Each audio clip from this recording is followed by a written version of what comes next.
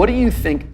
Sometimes I think we ask the question, what did you guys not do well? What did you guys and what do you guys do well at Fresh Life Church? Because that to me sometimes is the secret. People sometimes they spend so much time working on the things that are going wrong when sometimes it's the 4 things that they do really, really well that you can build on, that you can brand, that you can bring momentum around. Yeah, that's a great question.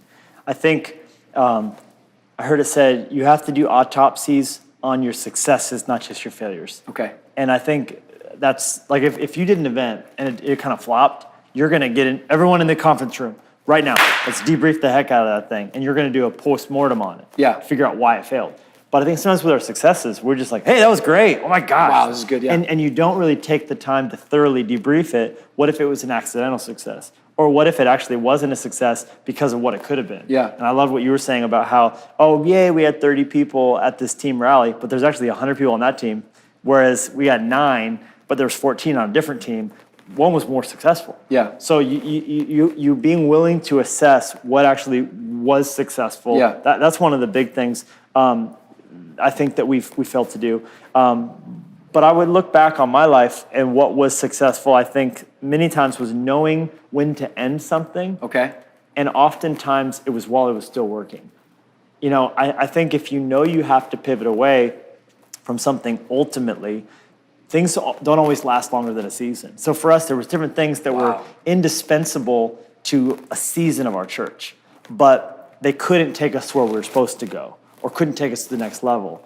And so the difficulty of killing something that's a baby to you, that's something precious to you, that's a sacred cow to the church. Everyone loves that so much and it's going good still, but knowing it's going good, but I see the writing on the wall and it's not sustainable or it's not scalable or it won't be something that we can keep doing in multiple locations or whatever, and being willing to kill it while it's still working. I think that's a beautiful thought. I think I used to have a business teacher in college. He used to say this. He said, if the horse is dead, dismount. Right. And it sounds simple, but I think sometimes in the church world, and I think things we're talking about today transferred to organizations, to businesses, but definitely it works in the church world. We are notorious for writing things that are dead because they become a sacred cow. Oh, I love this ministry, I love this thing, and so we need to keep resourcing this, fueling this, but it's actually dead. It's time to move on from that. And I think in our church, what we've tried to look at is, I think Andy Stanley says it this way. He says, if you don't know why it's working when it's working, you won't know how to fix it when it breaks. Heck yeah. And so I think what we're constantly trying to do right now is that as a church, we sense the momentum of God, and we know that God's breathed on it, and we want to give all credit, all glory to God. But we also want to identify the things that we're doing that set us up in the posture and the position for God to work in the best way. So I think for even like for VU Church, as we started, like things that we've just done well naturally, we haven't been trying to be a church that goes and gets creatives. We just are a church of creatives. Sure. And so I think things from our design and aesthetics, those things matter to us. We are talking right now, we're going to talk with our staff. You'll love this. It's called fundamental leadership. And I don't know if I should share this here, but we're going to do it because we're having funny ways. But I was recently in Texas. I was in this outlet mall, and I'm going through, and I see this old outlet mall. It's got all these old stores. A lot of them have gone out of business now. But at the end of the mall, there's this Rainforest Cafe. Right. And I was a kid. I always loved the Rainforest Cafe. No offense towards the Rainforest Cafe, but I kind of think to myself, like, what was that pitch like? You know, I got this idea, man. We're gonna put a rainforest in every mall in America. And it's like, oh yeah. Oh yeah, we're gonna get monkey noises, jungle noises. Yeah. Woo, woo, woo. It's gonna be the whole thing, man. It's gonna be the Rainforest Cafe. And I finally could like see someone going like, okay, dude, but like, what's on the menu? Yeah, right. And some guy goes, bro, I think it doesn't even matter. It doesn't matter. It's the Rainforest Cafe. It's their monkey brains. And I think sometimes churches do the same thing. Today, a lot of Rainforest Cafes, God bless them, they should come back, but they've gone out of business. And it's because Rainforest Cafe, like, the truth of the matter is that they're in the food industry. Yeah. And the menu comes first, the aesthetics come second. I think a lot of times people look at VU Church and they go, oh, it's all these aesthetics and creatives. Well, that stuff that's kind of part of our DNA, but really I think we're trying to figure out fundamental leadership, the things that matter the most. We're in the food industry as a church. We're into serving God's word. How well are we doing that? What type of leaders are we raising up? We want to make sure we get those things right.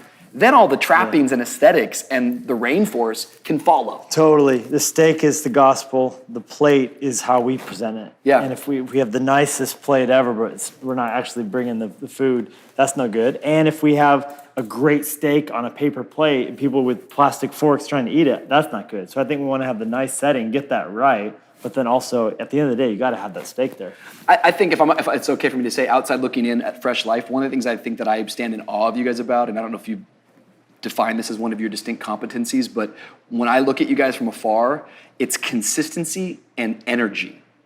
And those are two things that sometimes people like kind of downplay, but as I watch you guys, I go, you consistently have energy to continually put your best foot forward. Wow. I know some people that can like do a cool creative series one time, but I just feel like back to back to back, you guys have built processes and systems to maintain and sustain energy.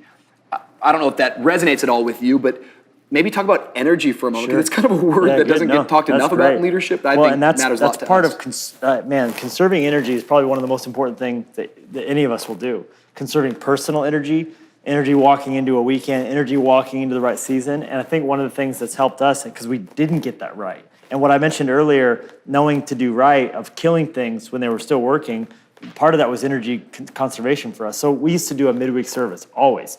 The church I grew up in, and I'm sure you as well, man, midweek service, you went on Wednesday night to church. Yeah. Well, if you want to go to heaven. If you wanted to go to heaven. Which good we kind of all do. Yeah, right. My grandfather used to always close service and he would say, hey, drive safe. We all want to go to heaven, but not tonight. Good night, folks. Hey. I always loved it. So yeah, right. It's like the Can a Christian Smoke? Yeah, it's like Johnny Carson. And Can a Christian Smoke and go to heaven? Yeah, those kids are fast. Oh, I love that. I've been using that for years. Come on. So, Rich, not here. Or the Can Christians Dance? Put some music on, we'll find out. So some can, some can't. But the Wednesday service, when we started the church, it was first Sunday. Hey, we'll see you next week. We're going to start the Gospel of John verse by verse. And we spent the first year just going through John. Best foundation ever. Just life of Jesus. And we said, and come on Wednesday, we're going to start the book of Acts. So we started a midweek service. Then eventually I had this kind of vision. So you were teaching through two books of the Bible simultaneously? Yeah. You're a freak of nature, No, but here's the thing. Here's the problem with that. So it was great, and I feel like it got our church caught up to speed very quickly on culture and theology and all that stuff. But there came a point when I realized I started branding the series. So then I like, when I first started, it was just like Gospel of John, Gospel of Acts. But then I like figured out, oh man, you can brand series. That's cool. Yeah. So I came up with a name for it. I started Revelation and called it At World's End. It was from Pirates of the Caribbean, but it's just, it was cool. So then, starting Ephesians, called it Sit, Walk, Stand, or something like that. So we were coming up with creative and bumper videos and packaging, sermon titles, outline points, and I'm doing 2 of those every week, plus the outside stuff, plus my family's growing, and I just realized, this is going to kill me. I'm preaching a whole lifetime in like 2 years of time.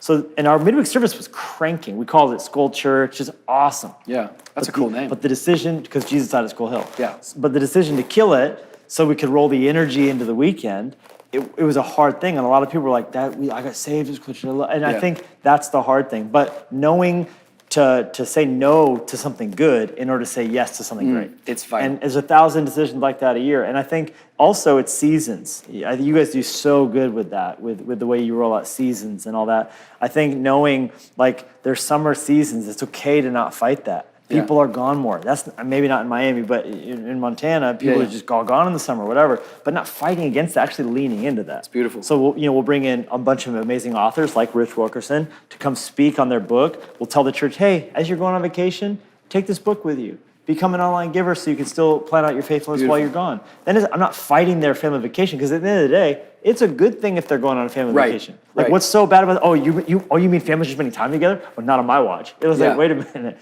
I'm not going to berate you. Going on family vacation. None of you go to church in the summer. You don't take a vacation from God. You think the devil takes a vacation? You think you take a vacation from church? What? Yeah, it's amazing. Exactly. We've heard all this. So instead to go, hey, you know what? I'm like telling you, no, go into the woods. Go camping. Yeah. And it's almost like, wait, reverse psychology. They're like, no, what if I want to be there? Yeah, it's like, I'm coming. No, I'll be there. It just goes up, like by me telling them not to come, So, but that's part of conserving energy. And for me, I take a month of not preaching in the summer. I encourage every pastor to get a break. It'll cause the people to actually want to hear you more when you come back, But then I have a whole well of stuff to give out. It's nice to be missed every once in a while, isn't it? Hello.